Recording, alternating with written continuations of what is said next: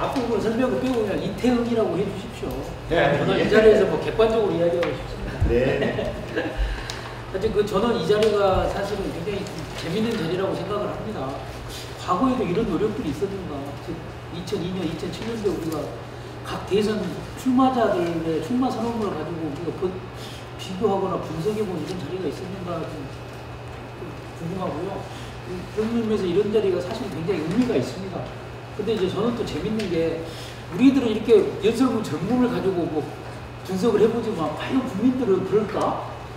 국민들은 오히려 언론에서 미다시라 그러죠, 우리가. 또 야마라 그러죠, 속어로.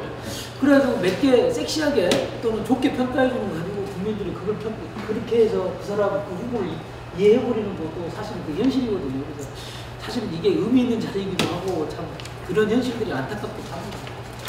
이건 그 사족이고요.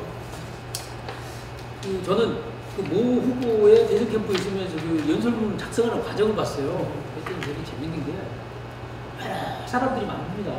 그 만든 거를 결국에는 누가 최종적으로 오케이 하냐면 출마하면 후보가 오케이 해요. 그렇기 때문에 그 연설문에 출마 선언문에는 사실은 출마자의 어떤 그 의중 또는 그 사람의 정치 철학이 거기에 담겨 있는 거거든요. 그래서 한번 출마 선언문이 나가게 되면 그거는 뭐 바꿀 수도 없는 거고 그게 그 사람을 표현하는 굉장히 중요한 척도로 될 수 있겠다. 이런 생각을 제가 해봅니다. 다만 이제 우리가 지금 검토하고 있는 이런 출마 선언문들을 보면 안타까운 게 대부분 이제 뭐 경제 이슈, 특히 일자리 뭐 이런 것들 이야기를 많이 합니다. 그렇지만 실질적으로는 제가 좀 아쉬운 거는 이게 언론에서 그동안 많이 부각되었던 문제들만 이분들이 출마 선언문에 담지 않았나. 우리가 지금 언론에서 가장 문제되는 게 국민들 사이에는 가장 아무래도 물론 일자리라는 게 있지 않습니까? 그래서 모든 후보들이 다 일자리 이야기를 다 해요. 다 자기가 마치 구세주처럼 자기가 대통령이 되면 뭐 일자리 만들어서 이렇게 하겠다 그러면 그게 일종의 어떤 뭐라 그럴까요? 국민적인 관심사고 언론에서 그 계속 부추기기 때문에 좀 인기 영업적인 측면에서 자기들의 선언문에다가 그런 주제들을 골라서 담지 않았나. 오히려 좀 그런 부분에서 좀 아쉽습니다. 그걸 떠나서 조금 더 총체적인 균형을 좀 맞춰줬으면 하는 생각이 드는데요. 그런 측면에서 보면 사실은 노동 문제라든지 환경 문제 이런 것들이 많이 농어촌 문제. 사실 요즘은 경제 금융위기가 문제되다 보니까 사실 이제 농어촌의 어려움이나 이런 것들도 없는데 과거에는 우리가 대선 국면에서 얼마만큼 농어촌 문제가 농어촌 부채라든지 이런 게 중요한 이슈였습니까? 나는 그게 중요 안에서가 아니라 언론에서 그만큼 소외됐기 때문에 각 후보들이 그런 언급을 선언문 자체에서 빼지 않았을까? 이건 너무한 거 아닌가? 선언문 자체가 어떤 인기 영합적으로 가서는 안 되는데 참 그런 게 빠진 게 너무 안타깝습니다. 그리고 또 하나 제가 이제 충분적으로 좀 드리고 싶은 말씀은 어떻게 보면은 후보자는 그 선언문에서 자기가 꿈꾸는 세상이 있을 거 아니에요. 자기가 만들어보고 싶은 세상. 나는 그게 가장 핵심은 사실 21세기 정치 어떻게 할 것이냐. 과연 우리가 지금 21세기 살면서 우리가 20세기 정치 하고 있냐. 21세기 정치가 과연 소통만이 21세기 정치냐. 나는 21세기 정치를 한번 하고 싶다. 나는 그런 거 좀 달랬으면 좋겠는데 모두 후보들을 설명했네. 저는 그게 없어요. 그래서 좀 아쉽다. 물론 이제 저도 자유로운 건 아니지만 그래서 어떤 21세기의 새로운 정치 지형에 대해서 뭔가 국민들한테 이렇게 한번 가봅시다. 이게 우리가 가야 될 지점만이 그게 과연 이제 보편적 복지만이 그런 건 아닐 것 같고 그런 부분을 언급하는 게 좀 아쉽습니다. 그리고 이제 우리 새누리당 후보를 빼고 지금 이제 나머지 분들은 사실 이제 민주통합당의 후보들인데 사실 지금 민주통합당에서는 어떻게 보면 또 악플에서 가장 논의되는 것 중에 하나는 진보라는 문제가 있거든요. 이 진보라는 문제를 과연 이제 어떻게 해석하는가 여기에 대해서도 저는 좀 뭔가 이 진보라는 것 자체가 인기 영합적으로 그냥 포장하기 위한 진보 아닌가. 저는 손학규 후보 캠프에서 일하고 있지만 진보적 성장이라고 말하고 싶은데 뭔가 빠진 것 같고 좀 어필하고 싶어서 진보적이라는 말을 넣지 않았을까. 그 다음에 문재인 후보가 이야기하는 포용적 성장?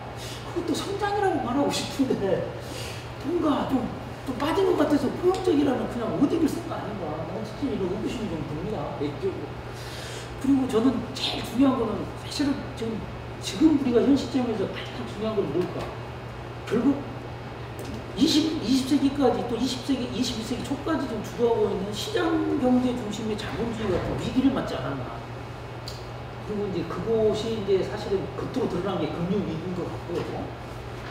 그런데 여기에 대해서 많은 후보들 전혀 언급이 없어요.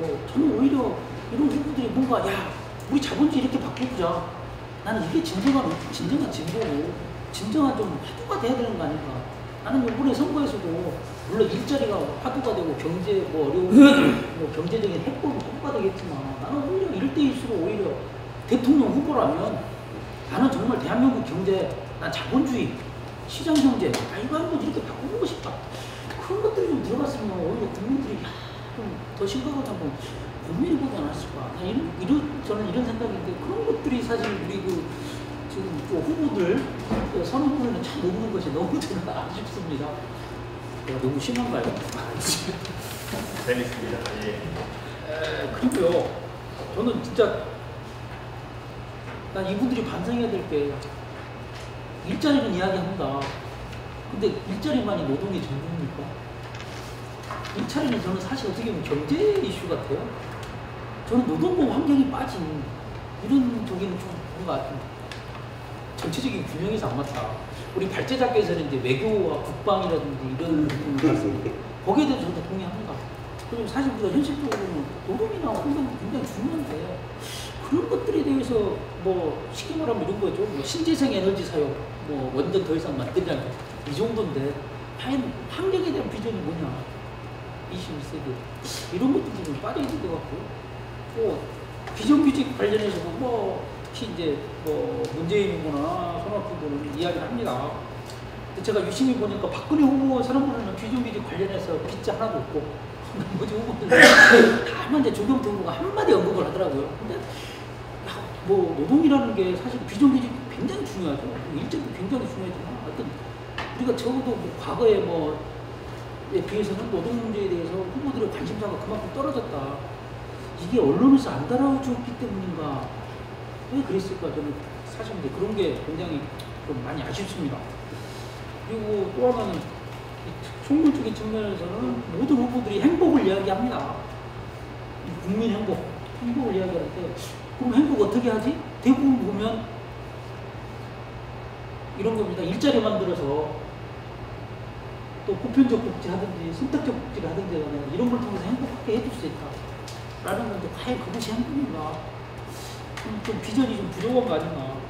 뭐 그런 생각이 듭니다. 자, 너무 길죠.